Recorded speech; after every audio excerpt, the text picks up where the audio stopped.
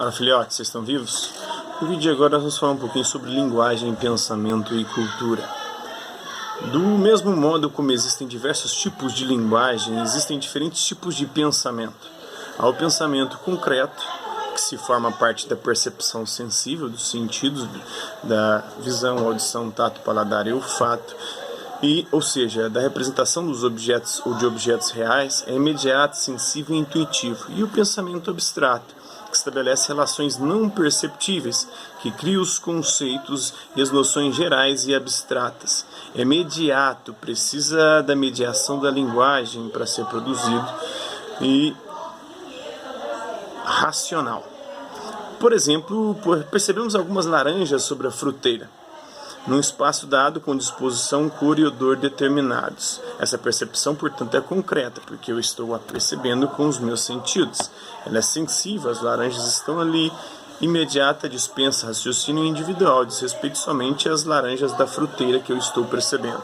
Concreto vem do latim concretus, o que se forma por agregação, e abstrato vem do latim abstratus, que significa separado, levado por força. Já quando realizamos a soma 4 mais 4, estamos lidando com uma noção geral de quantidade. Não encontramos o número 4 na natureza andando por aí. Encontramos certa quantidade de laranjas, abacates, meninos, etc., representados abstratamente pelos números que são construção da nossa razão. As questões relacionadas ao conhecimento a gente vai ver num outro vídeo falando sobre isso, sobre o conhecimento e verdade. Daí o que afirma o filósofo polonês Adam Schaff, que viveu entre 1913 e 2006.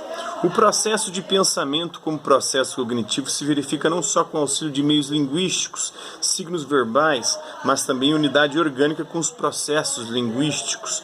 Poder-se-ia muito bem permutar as expressões pensar e experimentar processos linguísticos, pois em ambos os casos nos referimos ao mesmo processo de pensar, com uma única diferença de ênfase em um dos seus aspectos. Isso está em Introdução à Semântica, de Adam Schaff.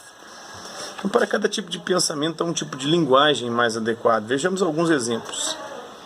Para o pensamento abstrato e conceitual, que se afasta do sensível, do individual, a língua se apresenta como condição necessária, por ser um sistema de signos simbólicos que, como já dissemos, nos permite ir além do dado vivido e construir um mundo de ideias. Ora, cada língua possui uma estruturação própria quanto ao repertório e às regras de combinação e de uso. Isso quer dizer que cada língua organiza a realidade de um modo diferente das outras, pois estabelece repertório e regras diferentes. Exemplo clássico é a língua esquimó, que tem 6 nomes diferentes para designar vários estados da neve.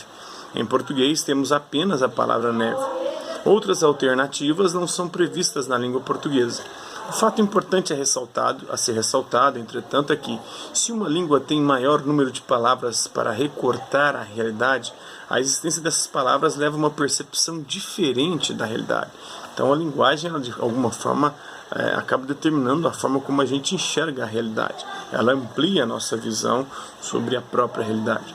O esquimó percebe os diferentes estados da neve, recém-caída, cristalizada, começando a derreter, etc.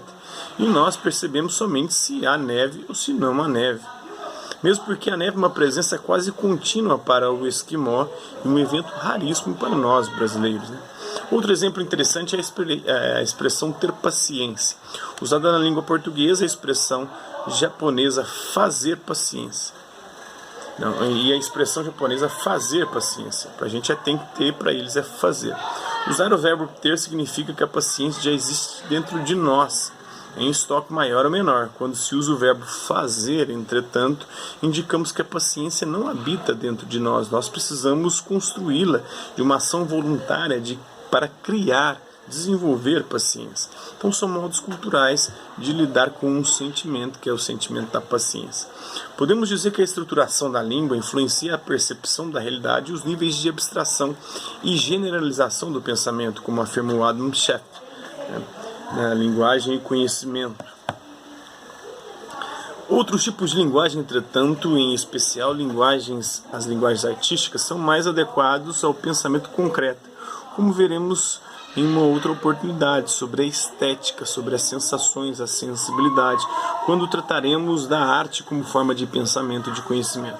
O pintor, por exemplo, está mais ligado ao mundo visual, das cores e formas, e o músico está mais atrelado ao mundo dos sons, que é o dos conceitos, que é um mundo mais próprio do conhecimento, tipo filosófico, sociológico.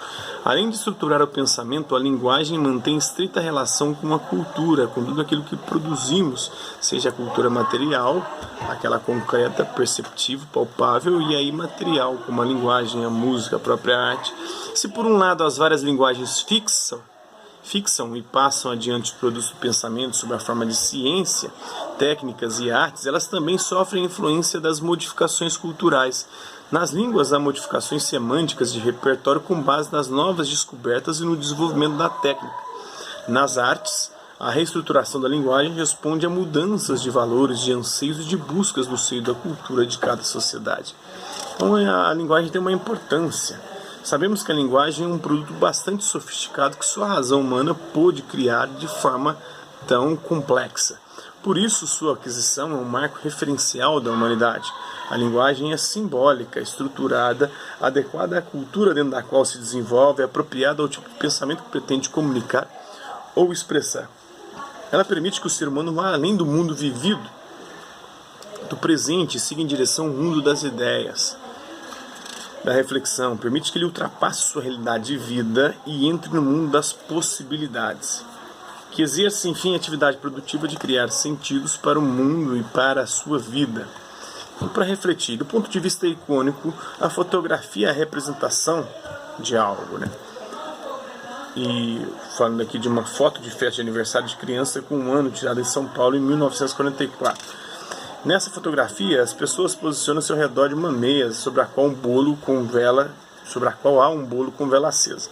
Do ponto de vista indicial, o próprio meio, ou seja, a fotografia, indica a existência dessas pessoas em frente à câmera no momento em que a foto foi batida. Do ponto de vista simbólico, podemos fazer várias outras interpretações. É a comemoração de um aniversário em família. Pelas vestimentas, percebe-se que as pessoas se prepararam para essa ocasião. A aniversariante é a garotinha posicionada diante do bolo, com o auxílio de uma cadeira. E essa imagem retrata a sua primeira festa de aniversário, aparentemente. Pensando nisso, como a composição da imagem intervém em sua decodificação? Qual é a principal função de fotos nos álbuns de família? Isso aí fica para reflexão. Espero que vocês tenham gostado do vídeo. Quem curtiu, dá um like. Quem não curtiu, dá um dislike. Quem se interessar pelo conteúdo do canal, é só se inscrever, ativar o sininho, guardar os próximos vídeos, as próximas notificações. Aproveite e comenta também, deixe a sua opinião sobre o vídeo e deixe também a sua sugestão de assuntos, de temas para serem trabalhados e abordados no próximo vídeo. Então é isso aí. Hasta la vista, babies, e até a próxima.